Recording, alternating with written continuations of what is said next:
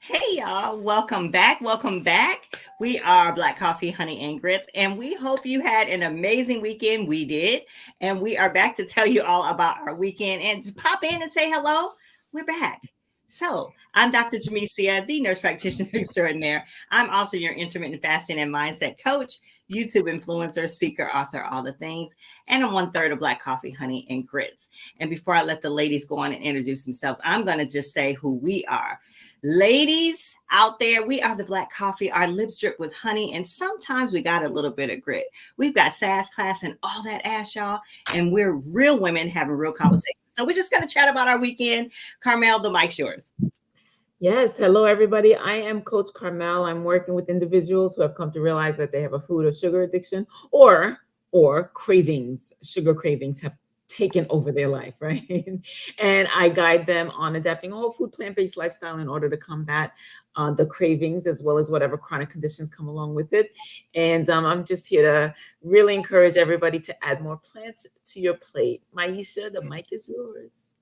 Hey, everybody. My name is Maisha, also known online as Debbie Maisha, and I am in transition right now. I'm not going to say what I'm doing yet because I'm working on some things. So I'll pass the mic back. All right, y'all. Okay.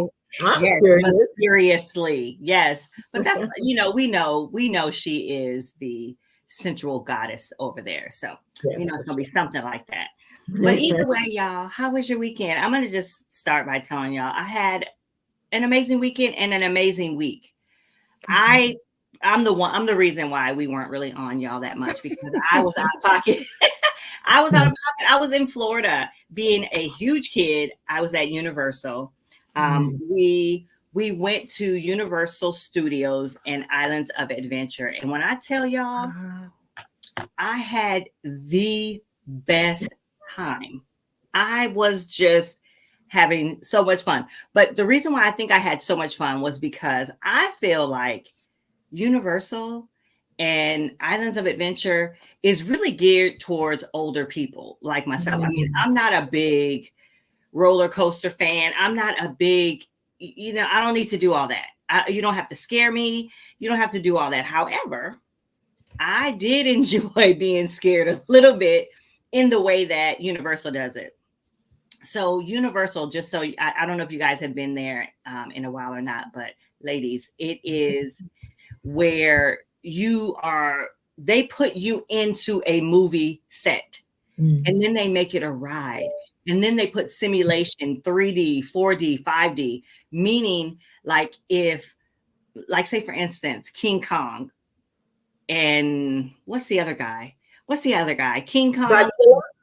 Yeah. Okay. So those two, if they come on the set and they blow like fire at you, then fire would come out at you in your seat or your cart would move or whatever. So anyway, I enjoyed that a lot because I felt like I was part of the set. I felt like I was part of Universal and it was great. I loved it. So I did that for most of the week. I did not pick up a work phone.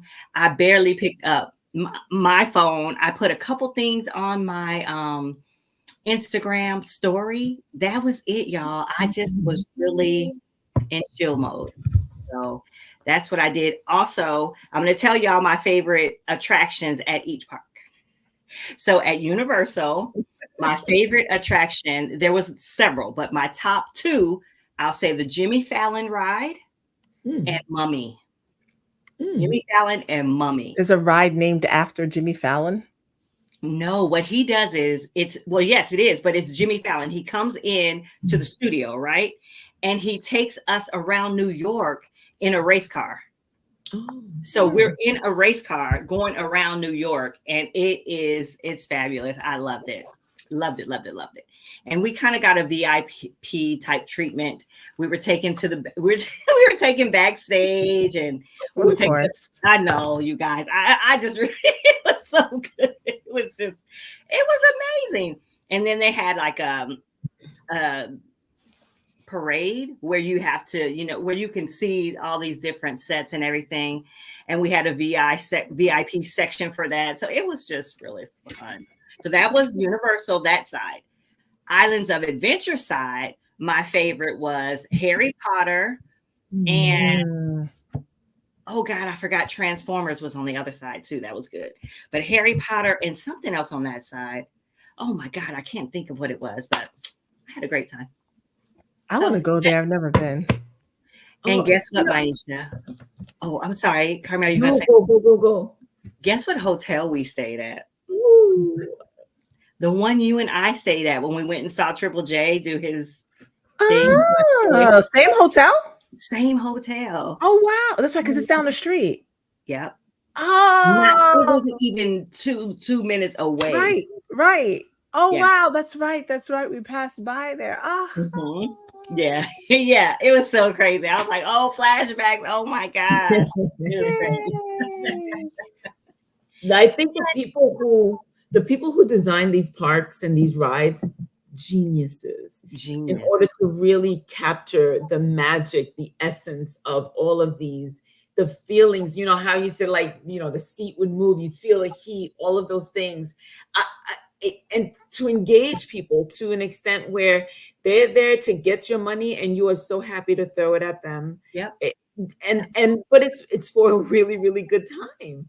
I remember I felt like that when I went to Disney. It was just kind of like, I was like a big kid and it was just fantastic. And it doesn't get old. It doesn't get old. And it feels really, really good to be intentional about playing.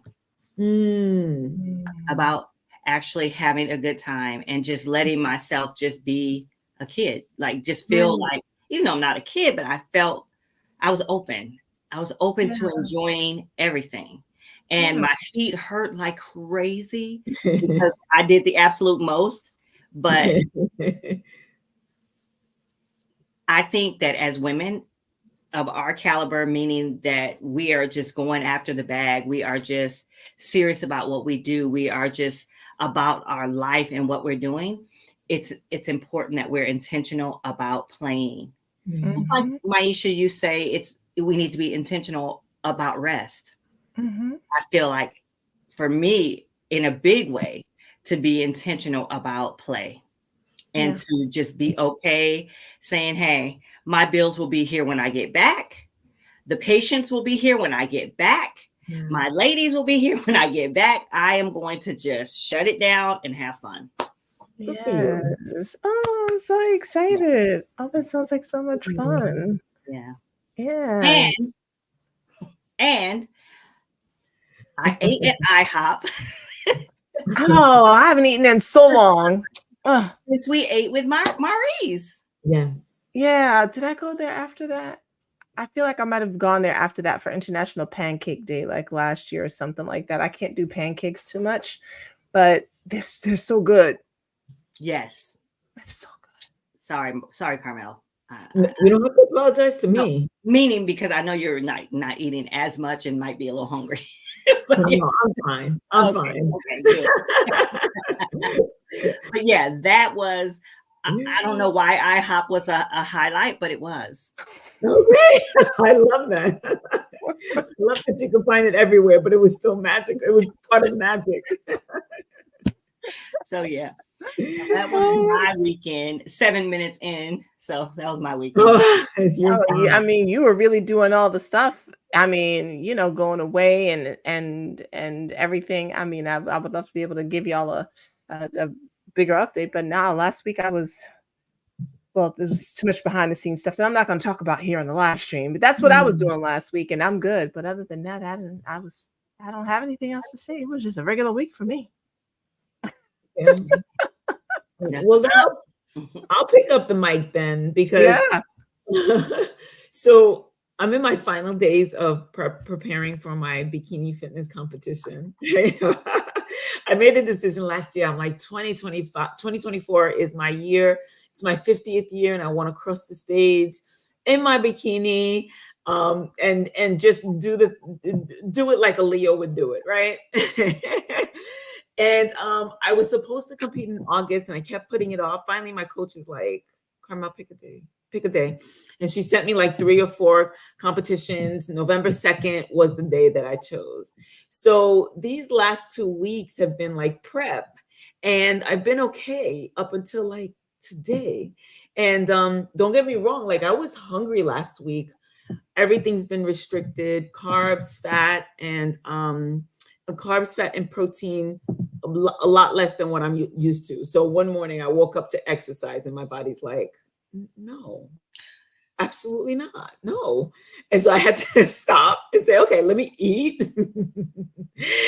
and then work out, because I usually work out fasted, but there was not enough food in my system for my body to even be like, we're on board. So my body was not on board. But my water intake's been up, been peeing all day, and now, you know, it's just now my body's kind of like, why are we still doing this, right? Why are we still doing this? And so today I felt it. I felt the changes in my mood. Like I was like, let somebody come at me and they might get dead. Like no.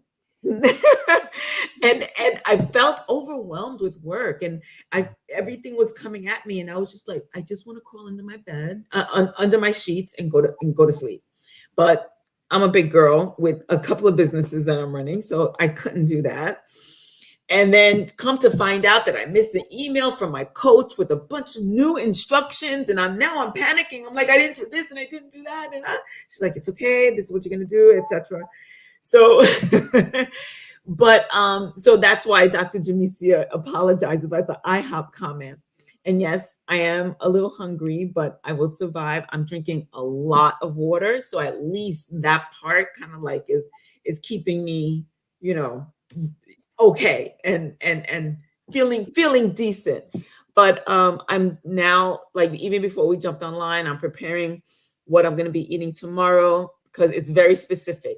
20 grams of carbohydrates, 5 grams of fat, 30 grams of protein. Like, it's very specific. So I'm measuring and I'm looking stuff up and I'm making sure that I'm doing it right. It's a lot, but it was only these last 2 weeks. Up until now, it's been very normal. And I did this competition before where I felt super restricted, and I really was just eating, like, I wasn't vegan at the time. So I was really just eating broccoli and a protein, a meat protein, whether it was chicken or whether it was fish. And I was just kind of like doing that every day. This time I wanted to incorporate, I'm turning 50. I'm in perimenopause. I don't want to be silly. I am whole food, plant-based. So I was just like, I want to do this in a very realistic way. And I was able to do that the whole time. It's just these last 2 weeks, that's where it's getting a little bit kind of like, this is not sustainable. It is not sustainable. Yeah. And so I'm already planning on where I'm going after the competition. I already have some things planned that I'm going to throw in my face, but I also have to be very careful, because the first time I did that, that's when I slipped into a lot of my funky relationship with food. That's kind of when it happened, and that's not happening this time. I plan on really fueling myself in a very healthy way, and I went in last time not knowing that was even a thing, but now that I know that that's a thing, I'm prepared for it and for it not to happen again. So I'm feeling really good about the whole thing. I'm feeling a little also self-conscious about even, I'm like, do I have enough muscle? Am I too thin for competition? All of those things. And my coach is like, it's normal for you to think like that. You're fine. You're fine. You know what? Stage day is going to let me know. And the end of the day, I really just did it for me. And that nobody's coming to my competition except my coach and my sister. You know, first time I did it, I'm like, everybody come, and people came. Like, I had so many people come and root me on that, and, you know, root for me on that day. But this time I'm like, I just really want to do this for me. So I'm happy with the whole process. So that's what I've been doing all last week, and that's what I'm doing this week. Saturday was pretty cool. My sister had a pop-up shop that she went and to promote her book and sell her book, and that was pretty cool. It was in Brooklyn, and because it's so close to Halloween, she got dressed up. I was dressed up, and it was just real cool vibes. You know, in Brooklyn, it just super cool vibes. Everybody's doing their thing, ladies. It was really interesting because my sister had done, I think, two events prior to that. And you know, it was kind of like, okay, the vendors are there doing their thing. My sister spoke to the vendor on this side at one event and the vendor on that side at the other event. This event, we're mostly Black and brown women. The level of support was not to be matched. Like, these women were like, what you got going on? Oh my goodness, let's get together. Let's stay in touch. Let me get on your, like, everybody was there to support. It was incredible. I was so proud of our Black and brown women and the dudes too. I was really proud of us. I was proud of us. Number one, the entrepreneur spirit. Mm-hmm. And number two, the level of, sis, we got this. Let's do it together. Let's get this bag together. So that was the highlight of my weekend for sure. Oh my God, I love that. Oh, that's so good. And Brooklyn's good for that. You know, like just that the way folks come together out there. It is a vibe. It is a whole vibe. It was so good. Yeah. That is awesome. I'm so excited for you. I'm so proud of you. I feel like when we do more of these types of things for ourselves, it just elevates us in a different way, you know. And you know, it's nothing wrong with inviting people to come and see you and celebrate you. But when it's just like, you know what, this is for me. Yeah. I'm doing something for me. I'm being a little selfish here, and I want this, and I want to do this for me. Those are huge times. It's intentional, and I like that. So thank you for that. Excited to see the photos. Yeah, I know I'm going to be a nervous wreck, but it's all good. Your body is already amazing to me, so I'm like, oh my God, I can't wait. You know, so and it's interesting because what I'm going through right now with regards to the restriction and the water, what's wrong? Oh, okay. My computer blacked out. I was just like, oh, here we go. No, we saw you still. Okay, good. It's all to really enhance the muscles and really lean me out much more. And again, in a very unnatural way. When I say unnatural, it's not sustainable, but when my coach was explaining the process and why we're doing what we're doing, she says, because we know how to manipulate the biology of the body, like what the body goes through with food and water and salt and carbs. So we're manipulating it to enhance the best features of you. And then after that, we go back to normal. And so I was just like, wow, that's kind of brilliant. And I appreciate that. So you think I look good now? Hey, the process, like it's like it's like if the body is a bag for folks who are like, what? It's like if the body is a bag and you're literally sucking everything out, so the skin is right up against the muscle, and that there's like, that's all you got. There's nothing. There's no water. There's no fat. There's no nothing. So you can see all the striations of the muscle, everything that's there. So you're drawing everything else out of the body except for what's absolutely mandatory for the body to like function properly with some energy. Thank you for that, Maisha. Well said. I could not have said it myself, like, not at all. back when I was 18, 19 years old, and Linda Murray was one of my idols, and a couple of Corey Everson, and these people were like, these were women that I was looking up to, and they were in bodybuilding. They were in bodybuilding, and they, were doing competitions and stuff. And so I was like, yeah, let me look up that process. Now, I was never like, there's no way my structure was ever going to be their size. They're shorter than I am, and they're also just bigger than I am. But I was really interested in learning about what it took, and that's when I decided that I would never walk across the stage, because I understood what it took, and I was like, yeah, no. So I admire to be able to go through that process. I'm like, all right. yeah, it's a process. Amazing. It's serious. So glad to wait. Y'all are gonna see Carmel's pictures, because she's gonna afterwards, whatever picture she's gonna post them all over the place. all over. Everybody's gonna see my naked body. Well, not. This is naked. Naked is gonna get in those bikinis that they're big, just the nipple and the triangle. Everything is wax. Pretty much, and it's all good. So I just want to see the shoes. Oh, the shoes! Oh my God, I'm like waiting for my shoes to come in the mail. Oh, still? The day I emailed them, they were like, "We don't know what's going on with the postage." So now I'm scrambling to see where I can get shoes. Oh, thank you, sis. Oh, wow. Yeah, so shoes. I'm not quite sure what's going to happen with the So shoes. how have you been practicing? Y'all have not seen the shoes that are worn? It's like stripper shoes in a way, right? But so how are you practicing? So I'm practicing in the shoes that I wore when I first did the competition almost 10 years ago, but they were super like platform. Yeah. And my coach was like, yeah, we don't wear those anymore. I'm like, So Yeah, I'm not. what do you mean practicing? You wear those every day. It's not the same shoe, ma'am. Girl, she can walk in those shoes like, I mean. Oh, Raiders Silver fan said, I'm proud of you ladies for keep evolving and growing. That's the plan. Yeah. That is the plan. We're never going to stop. We are students forever, and we're teachers too. So that is the plan. Thank you for acknowledging that. Yes. But there's specific stage shoes, like Maisha was saying, but they're smaller now. And I'm like, oh okay. Yeah. Oh, well, that's good, actually. Yeah. They're smaller because my platform is like this big, and they're like half the size now. That's what people are wearing. Okay. That's yeah. I really love seeing you in heels.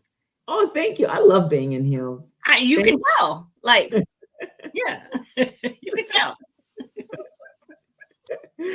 Yes, ma'am. So so it's good times. I'm enjoying the process. So that was our weekend, and that was our week. That was our week. Yes, our week along with our weekend. So that was our week. I spent time playing. Carmel spent time conditioning and getting ready, and Maisha spent time planning and building for her business. So a couple of kisses somewhere in there, a couple of places, a funeral that I went to, but otherwise, I was doing the stuff I normally do. You said a couple kisses in a funeral. I did. Said that. Thank you for pulling that out. Were they good? That's how my life rolls.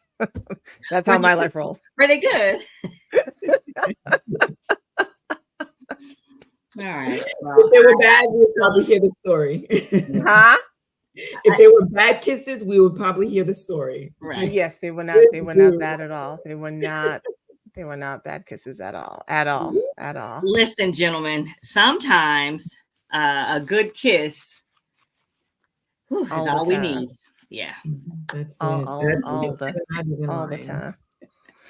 Yes, but other than that, yes, planning and plotting and scheming and things. I feel like something else happened, but nothing that I can remember. Just in the funeral. So sorry for your loss. Yeah. Oh, thank you. Yeah. Sorry for his kids mostly, but thank you. It's funny.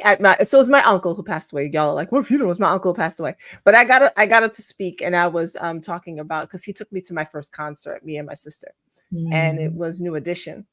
And looking back, like at the time, I was like, oh my gosh, like my uncle got his tickets to New Edition, and he got me a poster and a t-shirt. I was in love, still in love.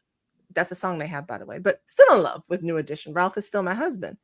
And when I got older, as my sister and I were talking about, I was 12, she was 9. And I was saying this at the funeral. I was like, we had tickets. I said, I don't know if he bought them or not, but I know that we went to see New Edition. And I don't know where our original seats were, but I know that we ended up going a little further down after sitting somewhere else that we were sitting before. So I don't know if he knew the guy who was walking down the street who had the posters and the t-shirts, but he put his arm around him and he was talking to him and chatting it up. The next thing I know, I had a poster and a t-shirt. So, that was my uncle. He was creative in how he acquired materials, and in somebody else from because my both of my parents grew up in the same public housing here in New York City. And one of the guys was like, "Yeah, we don't purchase tickets." Like, he was like, "We don't buy concert tickets." It's like, "Oh, okay." I don't need to know how you get them. I just know I saw a new edition of the All for Love concert, and I was very excited. So that was my story. And then my other cousin told a story about how he told her there was no Santa Claus and no Tooth Fairy. So that was my uncle. I fought with him, like fun fighting. He taught me how to box, taught me how to spar. He taught me how to fight. He was only 13 years older than me, and I sprained my ankle in the process of us grappling on the floor. So, it's the stories like that I remember when I was younger. And I ate like him, is what everyone said, because he ate a lot of food and I ate a lot. I don't know how I ended up this size as a child, but I ate it. It's like I was in competition with a grown man, and they would say that's Anthony's niece, is what they would call me, because of the way I inhaled food, the way my uncle did. So yeah, it was good. And it was good to meet his children. One of them I knew, the other two I didn't know. They're my first cousins, but they're my children's age. So you know what I'm saying? So it's like, yes, we're all first cousins, but it's, they're literally the same ages of my children. So Raiders Steeler fan, kisses on the forehead can be a beautiful thing. Good, sir. Yes. Are you single? Kisses on the forehead. Oh my goodness. Mom, they hit different. They do, don't they? Yeah. Man, listen. All right, I'll put that back where I found that. Okay. But Aisha, I love the stories that you just shared. It's stories like that, and they're from so long ago. They're very impactful. They kind of change you and shape you and bring a smile to your face. And I love that part. It's like, we don't buy tickets, but you know that you saw these people on stage. And I don't know how we got the t-shirts and the poster, but we got and it's him going out of his way to show you and your sister a good time. That's special memories. So I too, I'm sorry for your loss, but those memories are everything. Mm-hmm. They are. I didn't know he put out a CD in 2011. So my brother has it. He's gonna share it with me. And that's fun. Yeah. My mom's whole family sings. My uncle and my mother sang at the Cotton Club in New York and in Harlem. Yeah, they were, everybody sang in a choir. My mother knew Freddie Jackson. They knew Keith Sweat. Okay. Right. This was back in the day when everybody knew everybody. Yeah. It wasn't a thing. Now it's now you can't get close to somebody without getting through 20 security guards. But back then you just saw, you saw folks at church on Sunday, like cut an album, went on concert in church when they got back, right? So yeah, it was a different time. It was cool for my my daughter couldn't come because the cat, and she hasn't cat proofed her room, and she was afraid to leave her cat alone because he might choke on stuff. But my sons came, and so it was cool for them to hear about their great uncle. They knew him, but it was cool to hear the stories about him and stuff that he did. So yeah, that was cool. That was cool. That's nice. Yeah. But that's it. Kisses in a funeral. That's what I did. Okay. Oh, we should name this Kisses in a Funeral. That sounds like a book or a movie or something. It's kind of the story of my life, man. Yeah. There you go. Yeah. Well, all right, y'all. I think this is a good point to wrap it up and say thank you all for stopping by and spending some time with us here at Black Coffee, Honey, and Grits. And we will see you on Wednesday. Take care, guys. Bye. Okay.